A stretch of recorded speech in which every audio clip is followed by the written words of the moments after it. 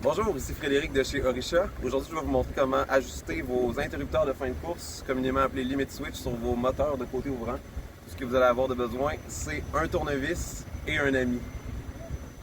C'est très important de mettre en place le limit switch sur votre moteur parce que si votre moteur reçoit du courant trop longtemps vers le haut ou vers le bas, par exemple, si vous laissez les interrupteurs sur votre boîtier Orisha trop longtemps vers le haut ou vers le bas, il faut qu'il y ait quelque chose de mécanique sur le moteur qui va empêcher votre moteur d'aller trop haut ou trop bas, ce qui pourrait causer des dommages à votre serre.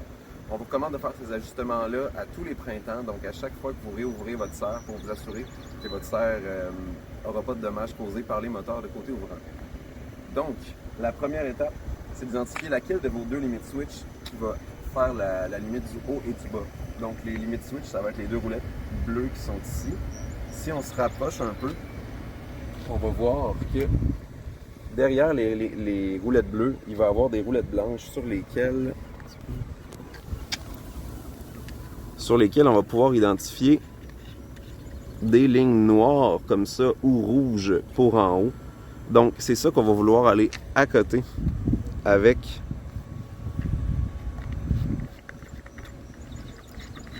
le petit interrupteur en métal qu'on voit ici.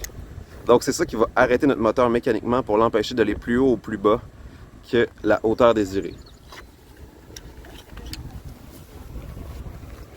Donc, une bonne chose qu'on peut faire pour identifier laquelle des limites switch va servir à faire monter ou descendre le moteur, dans le cas ici, ça a l'air assez évident. En fait, on a une qui est vers le haut, une qui est vers le bas. Mais des fois, les moteurs, dépendant de comment ils sont orientés, c'est pas toujours aussi évident que ça.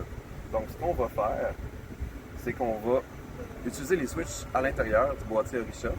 C'est bien important d'avoir la switch en manuel. Et ensuite, on va faire l'exemple en mettant la switch qui contrôle le moteur manuellement vers le bas.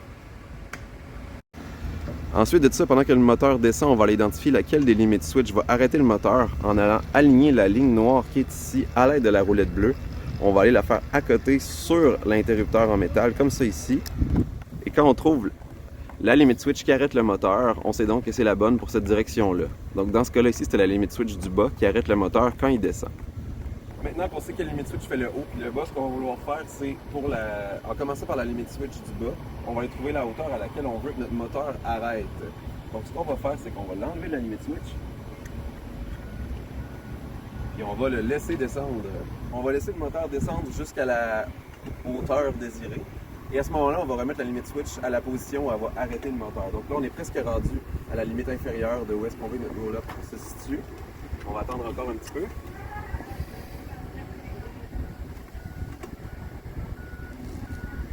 Et là, on va aligner les deux pour arrêter le moteur à sa limite inférieure. Rendu là, tout ce qu'il nous reste à faire, c'est resserrer notre vis avec notre tournevis.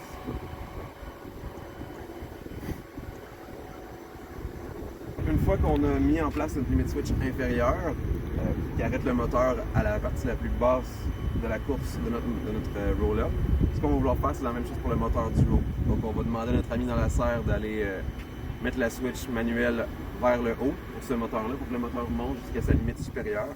Encore une fois, on va prendre notre limite switch supérieure cette fois-là. On va aller à côté de la petite roulette sur l'interrupteur en métal qui fait clic et qui va arrêter notre moteur à l'endroit désiré. Puis on va resserrer encore une fois la vis pour que la limite switch s'assure que le moteur va toujours s'arrêter à cet endroit-là. Donc une fois que vos limites switch inférieures et supérieures ont été configurés, c'est bien important d'aller remettre votre boîtier multifonction en mode auto dans la serre. Et ensuite, vous allez peut-être devoir recalculer le temps d'ouverture et de fermeture de vos toits, comme les limites switch sont peut-être pas exactement au même endroit que l'an passé. Donc après ça, on va dans l'application et on rentre un nouveau temps d'ouverture et de fermeture. Une fois que vous savez vos temps d'ouverture et de fermeture pour vos deux côtés ouvrants, on va vouloir aller les rentrer dans l'application s'ils sont différents de ceux de l'an passé. Comme ça se peut qu'on ait bougé la hauteur de chacune de nos deux limites switch, c'est très possible que les temps d'ouverture soient différents de l'an passé. Donc, pour mettre les temps d'ouverture à jour pour nos deux côtés ouvrants, on va choisir la bonne serre dans celle qui s'applique, soit sur la page serre ou dans le menu déroulant ici. Donc, si on a mesurer nos temps d'ouverture pour la serre nord, on va aller dans configuration, puis dans appareil. On va aller dans les paramètres du côté ouvrant pour lesquels on veut changer les temps d'ouverture et fermeture, par exemple le roll-up sud. On va cliquer sur le petit crayon qui est ici. On va avoir un temps d'ouverture et un temps de fermeture qu'on peut entrer. Par exemple, si l'ouverture est un petit peu plus longue, on va dire que cette année c'était 115 secondes, on va l'écrire ici. Et ça se pourrait aussi qu'on ait un temps d'ouverture un petit peu différent, disons 112 secondes. Et ensuite de ça, on va vouloir cliquer sur enregistrer. On va aussi vouloir cliquer, on voit ici justement que ça nous dit vérifier vos limites switch, ce qu'on vient justement de faire dehors. On clique sur terminer. Il va falloir aussi changer les temps d'ouverture et de fermeture pour notre autre côté ouvrant dans cette serre-là. Une fois que nos temps d'ouverture ont été changés dans l'application, si vous avez mis vos côtés ouvrants en manuel dans l'application, c'est bien important d'aller dans le panneau de contrôle et les mettre en mode automatique. Là, on voit qu'ils sont en manuel, comme ils sont en surbrillance jaune. Pour les mettre en mode automatique, on va cliquer sur l'icône de l'ouvrant. Et quand la surbrillance est blanche, on sait qu'ils sont de retour en mode automatique. Un gros merci aux urbains culteurs qui nous ont accueillis ce matin pour le tournage de cette vidéo et qui nous ont laissé jouer avec leur limit switch.